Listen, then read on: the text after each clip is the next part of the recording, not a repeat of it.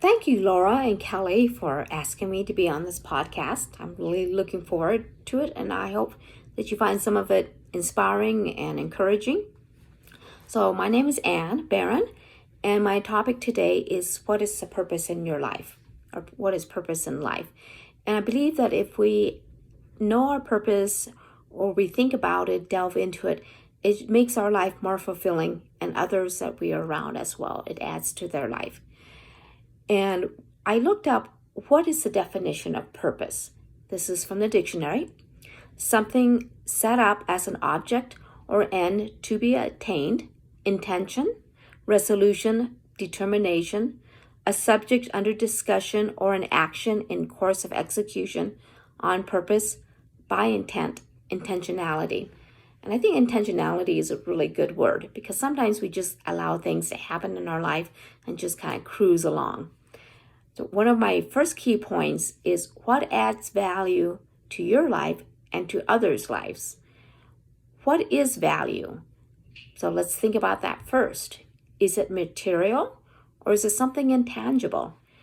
Many times think back or maybe think ahead to what would you want people to say about you at your funeral?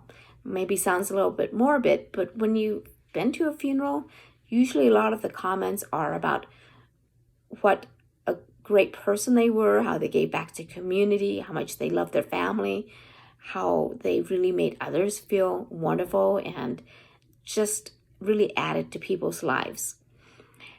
And just think about also, do you make a difference to others? Do you lift them up? Have you brought them joy, love, and hope to their life?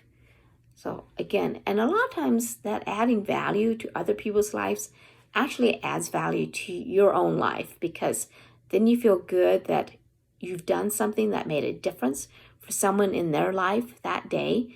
And you don't know, it may even be a little simple things that just paying for the coffee of the person behind you that made their day. The next point is generally people who have purpose usually have longer and more fulfilling lives. Have you ever kind of known people or seen people who don't seem to have purpose and they seem to kind of wither away? You ask them what activities they're doing, who they've seen, what they're doing, and they really don't have a whole lot to say for themselves about that. But then there's other people who you see that they're very close to their family, to their friends. They do a lot of volunteering or they're very excited about their career. And they have a purpose or a reason to get up each day and to get going. And usually that will help people to have a more long-lasting and fulfilling life. And even if your life in years isn't that long, it's still, you hear about people who, pass on pretty young or pretty early, but they really impacted a lot of people's lives in a very positive way. Think about your reason that you get up each day. So have you thought about it? Think about why you get up each day besides having that cup of coffee and just getting up. Is it only to eat and drink? Now, I have to admit, I'm a foodie. I like my food. But there is a quote that says, life is more than food and drink. Do some searching and some deep thinking and soul searching. What jazzes you? What gets you excited for each day? Is it seeing your kids or your grandkids growing up and speaking life into their lives? Is it sending a card to a lonely person, maybe in a nursing home or a relative who doesn't have a lot of family close by or friends? Is it getting out and delivering food to shut-ins like Meals on Wheels or people that you know, perhaps in your church or neighbor, that they aren't able to make a meal for themselves, they had surgery? Think about what gets you excited for each day. Then what would you tell your younger self? That's the next point. What would you tell your younger self? And it's really good to kind of take some time and look back on your life and look at what went well and what maybe you could have learned from. Maybe things that were important life events or decisions that you made. And what did you learn from those events or those decisions? And write it down in a journal or a notebook. And I did this a few years ago. and it's really brief. I'm going to read it to you, and hopefully you'll find some encouragement or some thoughts when you do your own essay or just writing down thoughts and ideas. What would I tell my younger self? Now that I'm nearing the mature age of 60, I'm now almost 62, but again, this was written a few years ago. Life does not turn out how you planned it. Stop being disappointed when life does not go as planned. There are many dips and turns in the road of life. When I was growing up, I always thought I wanted to be a teacher. And then I was a teacher, and it wasn't what I thought it was going to be. Actually, I loved when the kids had the aha moment and the creative elements, but not all the stress and politics and side issues. Be brave and take that leap into the unknown. The best surprises were when I went ahead and jumped into something that I knew nothing about, but that I actually loved. An example is I applied for a job at a local chamber. I had no background in this type of work. I had worked in the insurance industry for over 20 years. What did I know of the chamber world? I absolutely loved being there for small businesses and for the business development and being that resource. When life crushes you, there is only you. You are still an important part of your life. You are still important. Not your job title, not the fancy house, not the money you make, or even your friends. The internal, gutsy core of you is still there. You may feel like you have disappeared or you want to die, but the essence, or what some people call the soul, of what you are is still there and has been all along. Failure is not the end, but the stepping stones in life. I've had many stepping stones in my life, in finances, marriage, and jobs. At the time, my life seemed a total and doomed failure. How could this smart student fail so miserably? Is it that scraping myself up from the bottom and going out to another day called real life? Realizing life goes on and you either have to pull yourself up or be stuck in an eternal depression. I chose to pull myself up. Choose your mate or your significant other wisely, and even choose your friends wisely. The first time I married was terrible. I married a narcissistic bipolar man who was abusive to me. After several years, I had had enough. Then I was single for several years. I now met a wonderful person who is my husband. We've been married almost 13 years. Mike. He is nothing what I thought I wanted, but someone I cherish and I love dearly. Mike has integrity, grit, kindness, intelligent, and funny as anything. Surround yourself with strong, confident, and encouraging friends. Sometimes people find someone who clings on to them or who's not nice to them at all. You don't need those type of friends.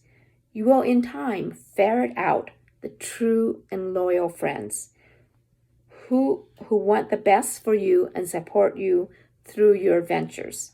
Again, choose your friends wisely. Most of all, value and appreciate each day, which is a gift from God. Lessons learned was life may not turn out the way you expect, but dust yourself off and take one step at a time. Learn from the mistakes and do not stay in the mire and move forward each day. Again, I really do encourage you to take time to think back on your life and write down and jot down some notes or an essay. And it can be just for yourself. You may not show or share it with anyone else, but it helps to kind of look back over your life and go, this is what was really meaningful. This is what I wouldn't do again. This is what I would do again. So the next point is, where do you see yourself in 10 years? This is the opposite. It's looking down the road. Again, you want to take some time to think about it. Are you still working? Maybe you're retired. Are you still doing the same activities? Live in the same place? Think about what is on your bucket list, things that you really want to make sure you do in your lifetime. And look at all areas of your life, from physical, spiritual, emotional, relationships, and then take some time to write those areas down. What you want. Do you want good, meaningful, loving relationships? Do you want a good emotional life? Do you want to be healthy and fit? Do you want to feel at peace in your life, in your spiritual life? Take that time and write it down and think to yourself, where do I see myself? And also, what steps am I taking to make those things happen in your life? Those activities, events, or relationships, whatever it is that you think you want to have happen in the next few years. Find your passion. What do you enjoy? Sometimes if you think back on what you did when you were a child and you were younger, were you a budding musician? Were you an artist? Were you an athlete? And did you kind of let those things go because you didn't think you were good enough, or you got caught up in life or career? This happened with me. I got caught up in the corporate world, and so then I didn't do very much artistic things for many years. But reignite those passions and then go back to them and maybe restart them again. One of the passions, things I enjoy, is making handmade greeting cards.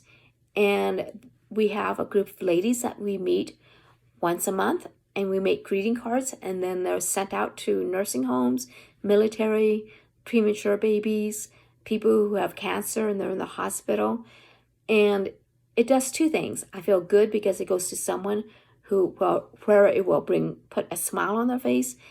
It fulfills the creative outlet and the artistic outlet of making a handmade greeting card. But look back, and maybe there's something that you did a long time ago that you really would enjoy, and that would really be a passion or hobby, maybe a career or an avocation. But look at those things. And then the last point is joy. Do you approach each day with joy or with dread?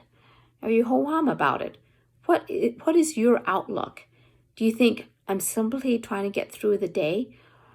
What if we looked at each small thing, such as the beauty of a flower, the gorgeous sunset, and we're grateful and appreciative of that small blessing each day?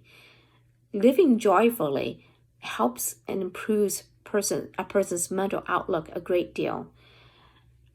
Seeing how you can maybe appreciate and be joyful for each of the good things that happens in your life on a daily basis. It's been shown that folks who laugh more or who are more grateful and appreciative recover from a serious illness more quickly, or perhaps even prevents them from having a serious ailment. Now, I'm not a doctor, I'm not prescribing anything, but I think, hey, why not live more joyfully? It just probably makes your life happier and those that you're around more happy and joyful as well. Bring more joy into your life. So again, the key points were what adds value to your life and to others. Purpose generally shows that people live longer and have more fulfilling lives when they have a purpose. What is your reason for getting up each day? What would you tell your younger self? What would you tell yourself in 10 years? Where do you see yourself in 10 years from now? And find your passion. What do you enjoy? And last of all, joy. And I would probably put with that joy and being grateful each day. Thank you for listening. I hope you were inspired. You found some things you could apply to your life, whether you're working and you got a family still, or if you're retired, or you're a single person, whatever your situation is, that you can take at least one point and apply it to your life today to just make your life have more purpose and meaning. And again, my name's Anne. Thank you so much. Bye-bye.